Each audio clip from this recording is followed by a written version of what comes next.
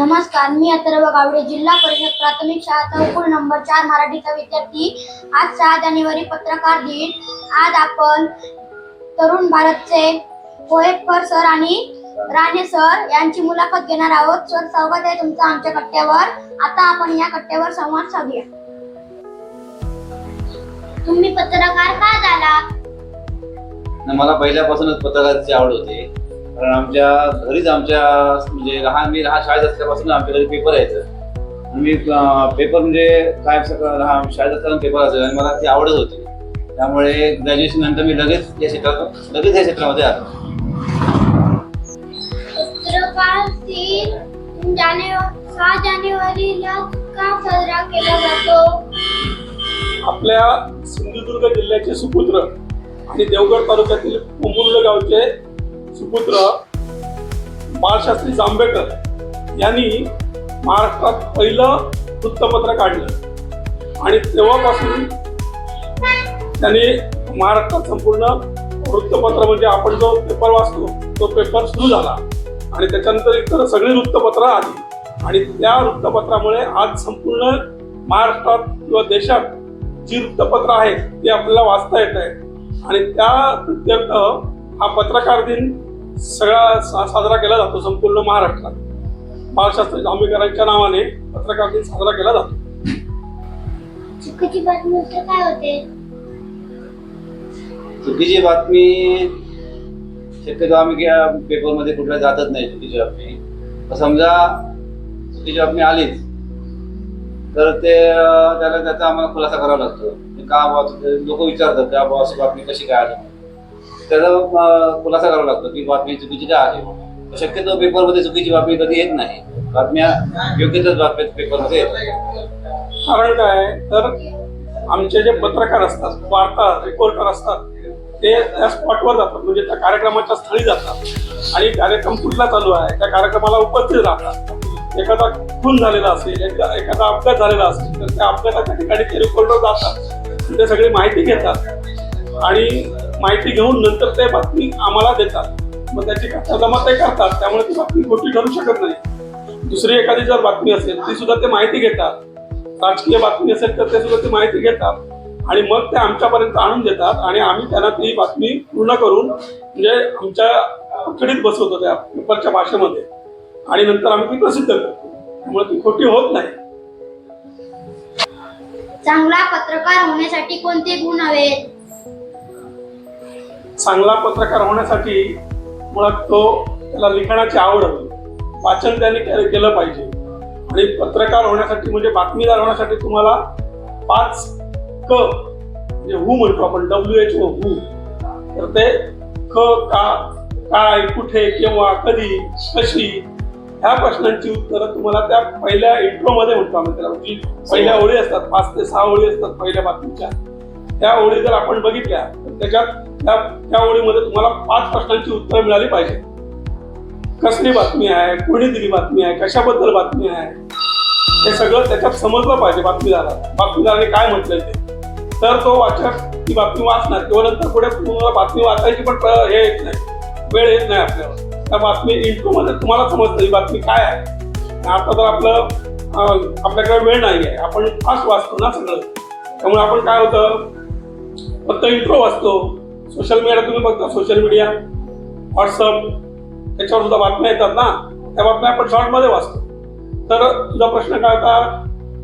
चांगला पत्रकार होण्यासाठी काय करायचं, तर मुळात त्याने चांगला अभ्यास केला पाहिजे, वाचन पाहिजे, त्याचं पुस्तकं वाचली पाहिजे, पेपर वाचले पाहिजे, भाषेचं त्याला ज्ञान हवं आणि प्रामाणिकपणा हवा त्याच्याकडे, त्याला त्याच्या संस्थेबद्दल आदर हवा, प्रेम हवं आणि त्याने प्रामाणिकपणे त्याचं काम केलं पाहिजे, तर तो प्रामाणिक आणि उत्कृष्ट पत्रकार होऊ शकतो। पत्रकारांचा ओरोसला सिंधुदुर्गला सत्कार आहे, त्यांना पुरस्कार मिळालाय, त्यांचा सत्कार झालाय। सत्य आणि अफवा यात फरक कसा ओळखतो? सत्य आणि अफवा फरक कसा ओळखता? सत्य आणि अफवा म्हणजे काय असतं? आता सोशल मीडियाचा जमाना आहे, व्हॉट्सअपवर एखादी बातमी आली तर ती बातमी सत्य आहे की अफवा आहे याची आधी मुळात बातमी देणाऱ्याने खात्री केली पाहिजे। ती बातमी खरंच खरी आहे का, आता काय होतं, सोशल मीडियाच्या जमान्यामध्ये सगळ्या बातम्या येतात ना, त्या बातम्या प्रत्येकाचे चॅनल्स वेगवेगळे असतात, प्रत्येकाचे युट्यूब चॅनल वेगळे असतात, माहिती आहे तुम्हाला युट्यूब. तर त्या युट्यूब चॅनलमध्ये प्रत्येकाला घाई असते, माझी बातमी सर्वांच्या अगोदर गेली पाहिजे, म्हणून तो काय करतो, एखादा कोणतरी बाहेरून येऊन सांगतो अशी एक मोठी तलावामध्ये कोणतरी उडी मारली आहे, पण ऍक्च्युली काय झालेलं नसतं. मग तो माणूस त्याची खात्री करत नाही, तो सगळ्या दुसऱ्याला सांगतो, तो त्याला तिसऱ्याला सांगतो, असं करत त्या रिपोर्टरकडे जाते बातमी. आणि तो ज्यावेळी ती बातमीची खात्री न करता, शहानिशा न करता तो बातमी छापतो, तर ती अफवा असते. आणि बातमीची खात्री करून घेतली ती खरंच बातमी, असं घडलंय का, त्यात आता तो माणूस जर पडला असेल तर तो माणूस तिथे जाणार, कुठे मोती तलावाच्या काठावर, तिथे माणसं जमा झालेली असणार, पण पडलं ते कोणीतरी बघितलेलं असणार, मग त्याची खात्री करून नंतर त्याची बातमी केली जाते, ती खरी बातमी. आलं लक्षात? सोशल मीडियाचा पत्रकारितेवर कोणता परिणाम झाला आहे? आता काय झालंय, सोशल मीडियात जास्त सोशल मीडिया काय झालं की तुम्हाला बातमी समजते. समजा तुमच्या चौकूमध्ये एखाद्या घटना घडली तर लगेच ती सोशल मीडियामुळे लगेच संपूर्ण ती जिल्ह्यात समजते, महाराष्ट्रात समजते, समजलं ना. पेपरमध्ये ती दुसऱ्या दिवशी समजते, पण सोशल मीडियामध्ये तुम्हाला ती लगेच समजते बातमी. काय प्रश्न म्हणाला तू? सोशल सोशल मीडियामध्ये मीडियाच्या पत्रकारितेवर कोणता हा, परिणाम? पत्रकार परिणाम म्हणजे दोन्ही बाजूने झालेले आहेत. एक तर आमचा पेपर येणार कधी दुसऱ्या दिवशी येणार, आजची घटना तुम्हाला सोशल मीडियावर आजच कळते, पण असं जरी असलं तरी लोक आवर्जून वृत्तपत्र वाचतात. याचं कारण काय, तुम्हाला जर ती सोशल मीडियावर 4 ओळीची बातमी दिसणार आणि आमच्याकडे संपूर्ण त्याची घटनाक्रम असणार, ती स्टोरी कशी घडली ते माहिती येणार, त्या सोशल मीडियावर तुम्हाला वाचता येणार नाही. आणि हे फक्त वृत्तपत्रच देऊ शकतो, सोशल मीडिया कितीही येऊ दे, पण वृत्तपत्र कायम राहणार आहे. सोशल मीडियाचा जरी परिणाम जाणवत असला तरी पण वाचक जो आहे वृत्तपत्रांचा तो कमी होणार नाही आणि झालेला पण नाही. तुम्ही रोज काय काम करता? आता कसं असतं, पेपरमध्ये रिपोर्टर बातम्या लिहितात, काही घटना घडली, समजा चौकूमध्ये एखादी घटना घडली तर ते तिथला आमचा रिपोर्टर ती बातमी करतो, तिथलं चौकूरचा रिपोर्टर बातमी लिहून तो आता मोबाईलवरून मेल सिस्टीम माहिती आहे का तुम्हाला, ईमेल सिस्टीम माहिती आहे ना, ईमेलला पाठवतात किंवा ईमेलला पाठवतात किंवा व्हॉट्सअपला पाठवतात. मग ते बातम्या सगळ्या आमच्या इथे आमचे सावंतवाडी देतात, आमच्या कार्यालयात.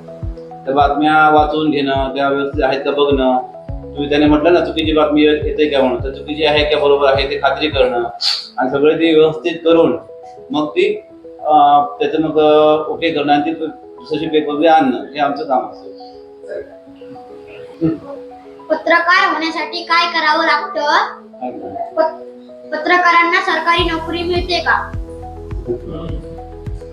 पत्रकार होण्यासाठी मगाशी मी जसं सांगितलं तशी तुम्हाला त्याची आवड हवी. मगाशी मी कसं सांगितलं, मला वाचनाची आवड होती पहिल्यापासून, मी लहानपणापासून वाचत होतो. तर तुम्हाला तुमच्या आजूबाजूला तुम्ही चौकस बुद्धीने पाहिलं पाहिजे काय घडतंय. तुमच्यात सुद्धा एक बातमीदार दडलेला आहे, जर तुम्हाला एखादी गोष्ट घडली तर ती तुम्ही तुमच्या जवळच्या वृत्तपत्राला किंवा एखाद्या कार्यकर्त्याला ती सांगा, असं असं घडलंय, तर तुम्ही अमुक रिपोर्टरला कळवा किंवा अमुक पत्रकाराला कळवा. तुमच्याकडे आता आमचे विजय राऊत म्हणून आहेत आंबोलीला, ते तिथल्या आंबोलीचं सगळं बघतात, आंबोलीत दरड कोसळली काय झालं तर ते बातम्या ते देतात.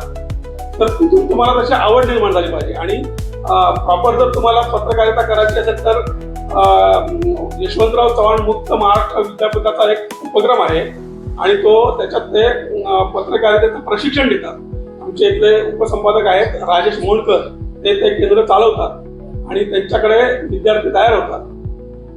पदविका असते आणि पदवी पण असते, असं दोन्ही ठिकाणी ते तुम्ही त्याचं हे शिक्षण घेऊ शकता, प्रॉपर शिक्षण घेऊ शकता. आणि शिक्षण न घेतलं तर तुम्हाला पुढे त्याचा प्रॉब्लेम होणार.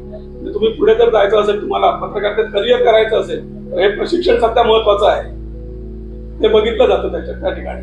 आणि शासकीय नोकरीत लागू शकतं. जिल्हा माहिती केंद्र म्हणून आहे आपल्या ओरोसला, तर तिथे तुम्ही जिल्हा माहिती केंद्रात शासकीय अधिकारी कर्मचारी म्हणून काम करू शकता. पण त्यासाठी तुम्हाला ती प्रोसिजर पूर्ण केली पाहिजे, तुम्ही ते प्रशिक्षण पूर्ण केलं पाहिजे. विद्यार्थ्यांनी बातम्या वाचताना काय काळजी घ्यावी? बरोबर नाही, विद्यार्थ्यांनी बातमी वाचताना तुम्ही कोणत्या प्रकारची बातमी वाचता हे पण बघितलं पाहिजे. तुम्हाला काय आवडतं बातमी, तुमच्या आता विशेषतः तुम्ही बातमी कसली वाचणार, तुमच्या शाळेचं काय आलंय, शाळेच्या क्रीडा स्पर्धा असतील, तुमचं गॅदरिंग असेल, स्नेहसंमेलन असेल, की तुमचे सांस्कृतिक कार्यक्रम असतील, तर हे तुम्ही बघणार ना. मग ते बघताना तुमच्या शाळेची सगळी माहिती आली आहे काय, तुमच्या शाळेतला उत्कृष्ट विद्यार्थी असेल, उत्कृष्ट विद्यार्थिनी असेल, त्याचं तिला बक्षीस मिळालंय, ते बक्षीस तिला मिळताना त्याचं नाव आलंय का पेपरमध्ये, तिचा फोटो आलाय काय, शिक्षक सगळे उपस्थित होते, मुख्याध्यापक उपस्थित होते, त्यांची नावं आली आहेत काय, त्यांनी काय केलंय शाळा स्नेह संमेलन यशस्वी होण्यासाठी, हे तुम्ही वाचलं पाहिजे आणि त्याच्यातून तुम्ही शिकत गेलं पाहिजे.